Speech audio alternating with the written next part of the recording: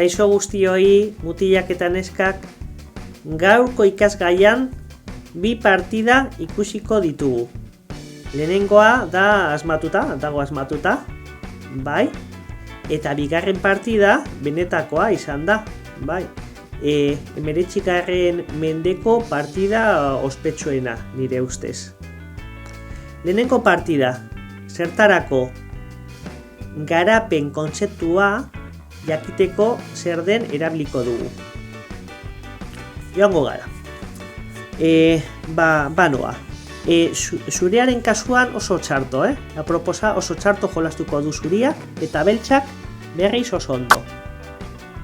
H3, E5, G3, D5, F3, alfilla de 6, E3, saldia, alfilla, C3 eta erroke. Nahiko. Bat, bi, hiru, lau eta bost. Bost mugimendu, bai? Egon dira, bost besterik ez.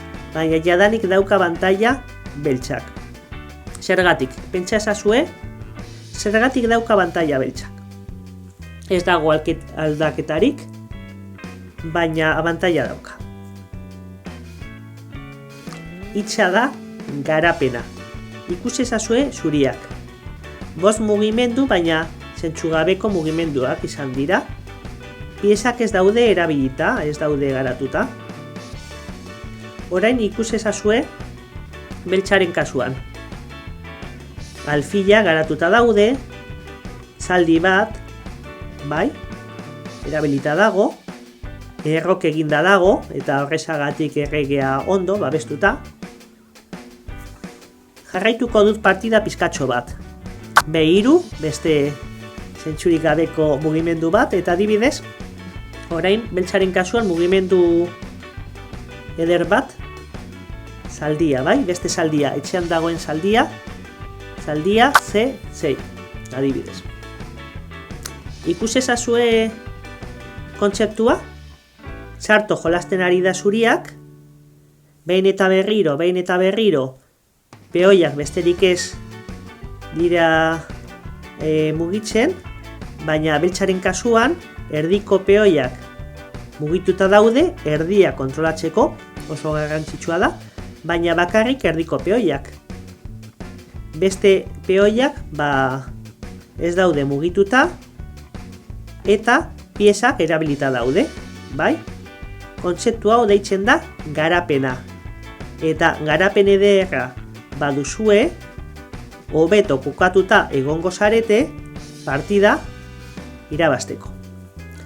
Beno, orain bigarren partida ikusiko dugu. Partida ospetsu bat. Bai? 19. mendeko partida bat. Bueno, zuria, nor zen? Zuria da Paulo Murphy.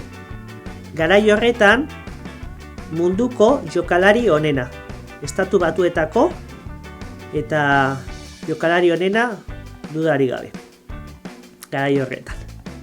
Eta beltza Brunswickko duke de Brunswick. Jokalari arrunta, baina oso aberatsa. Parisan jolastu zuten partida, operan, atsedenaldi batean, noski. Eta, bueno, zuria da Murphy. Elau, E5, zaldia F3. Orain, lehenengo galdera. Nor dago arriskuan?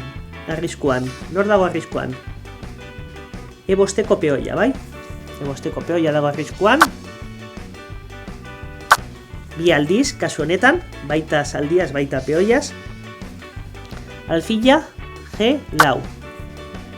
Murphy jolastu zuen jan zuen peoia, eta orain berreskoratu baino lehen hartu zuen beltzak zaldia, bai? Beste galderatxo bat. Zen nahiago duzue? Hartzeko alfila erreginaz ala peoiaz? Zer da hobeto eta zergatik? Hobeto da erreginaz. Erregina ondo kokatuta dago F3ko laukian. Eta orain Murphyk egin zuen hau. Mate pastor gizan, bai? Mehatxua ikusi duzue? Zuriaren asmoa da sak eta mate, bai? Adibidez, sak eta mate. Noski partidan hori esen gertatu. Zaldia F6 egin zuen Duke de Brunswick, eta orain Murphyk egin zuen erregina B3, eraso bikoitza. B7ko peoia eta F7ko peoia alde berean arriskuan daude, bai? Ikusten ari zarete? B7ko peoia eta F7ko peoiak. Orduan, erregina E7, F7ko peoia babesteko, eta orain pentsatuko alduzue, noski orain B7 peoia hartuko du Murphyk, ez. Eta zergatik ez? Jaten baduzue peoia, beltzaren txanda da, beltzak egingo luke hau, sake, eta erregina aldatu ondoren abantaila ez da oso handia. Eta gaurko ikasgaia da garapena. Orduan, peoi hori jan baino lehen, Murphyk nahiago du garatzen beste pieza bat, kasu honetan, zaldia. Besteko peoia, geratzen du beltzak, eta orain alfila. Galderatxo bat, beste galdera bat, hirugarrena uste dut. Alfil hau, hobeto hemen, E3 edo G5. Zer pentsatzen duzue? Zuriaren txanda da, mugitu zuen alfila baina norantz. Zer pentsatzen duzue? Norantz eta zergatik? G5 da lauki honena. D5, D2 pizka pala, bai? E3 tira, baina G5 da honena iltsatuta dagoelako F6ko zaldia. Iltsatuta dago. Zergatik dago iltsatuta? Mugitzen bada, noski, adibidez hemen, jango genuke erregina. Iltsatuta dago. Orain, beltzak aurreratzen du peoia, arriskuan dago alfila, baina Murphyk nahiago du sakrifikatzen. Zergatik, garapen abantaila dauka, eta pentsatzen du erasoa oso bizkor, izango dela, eta razoia du. Sakrifikatuko zaldia, sake saiesteko estaliko du zaldiaz, Duke de Brunswick, eta orain, beste erasotzaile bat jarriko du zuriak. Alfilarekin, iltsatuta dago zaldia, bi zaldiak benetan, baina beste erasotzaile bat, erroke luzea. Zergatik esan dut erasotzaile bat, D bateko dorrea erasotzaile batean bihurtu da, bai? D bateko dorrea erroke egin ondoren, alde batetik babesten ari gara gure erregea, beste aldetik arriskuan jartzen ari gara D7ko zaldiari. Babesteko dorrea D8, eta orain Murphy pentsatzen zuen, H bateko dorrea ez da lan egiten ari. Nola saiestu hau? Sakrifikatuko dut D bateko dorrea eta beste dorrea martxan jarriko dut. Hori zen partida. Hori pentsatzen zuen Murphyk, uste dut. Dorrea jango du zaldia, erreginarekin, ez da oso ona, zaldiarekin erregina galduko genuke, bai? Orduan, ia behartuta dago dorreaz jan, eta orain, dorrea erdirantz. Partida, kontuz, beltzak txarto daude, baina abantaila dute materialeri buruzko. Erregin aldaketa bat proposatzen, baina hori ez da zuzena. Zuriaren kasuan aldaketarik ez. Orduan, lehenengo eta behin Murphy hartu zuen dorrea, eta orain erregina ez aldatu. Egin zuen xake eta mate. Nola egingo duzue zuek, mutilok eta neska, mate bi mugimenduetan.